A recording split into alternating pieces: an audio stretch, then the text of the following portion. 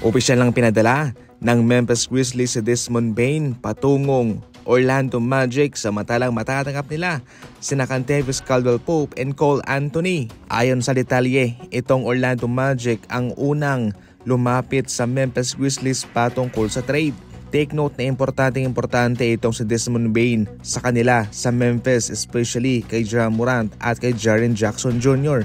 Pero sino ang makakatanggi ng offer ng Orlando Magic? Si KCP, Cole Anthony, 4 unprotected first round picks at mayroon pang pick swap. Sa mga draft picks pa lang mga idol ay panalo na itong Memphis Grizzlies sa kanilang nakuhang kapalit kay Desmond Bane. Nag-i-struggle nga lang itong si Desmond Bane sa kakatapos lang na NBA season, although na siya ay nasa star level na. Siya ay nag-a-average ng 19 points, 6 rebounds, 5 assists sa loob ng 69 games. Magko-complement ang kanyang skills kay Paolo Banchero at kay Franz Wagner. Siyempre, babagay din po ang kanyang depensa kay Jalen Suggs. Fresh na fresh itong si Desmond Bane sa kanyang long-term extension sa Memphis Grizzlies. 5 taon din po yun.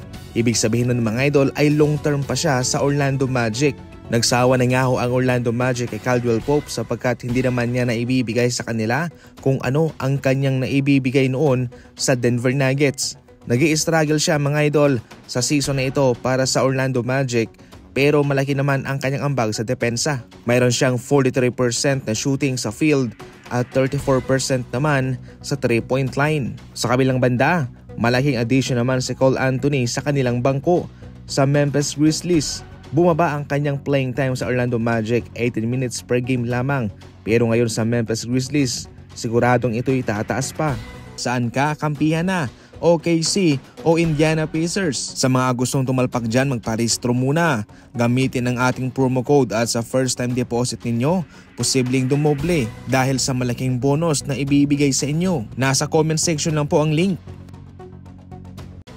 Kung mapapansin nyo ay mga low contract nga ito mga idol at malaking bagay din po yan sa kanilang preparasyon para sa susunod na extension ni Jaren Jackson Jr.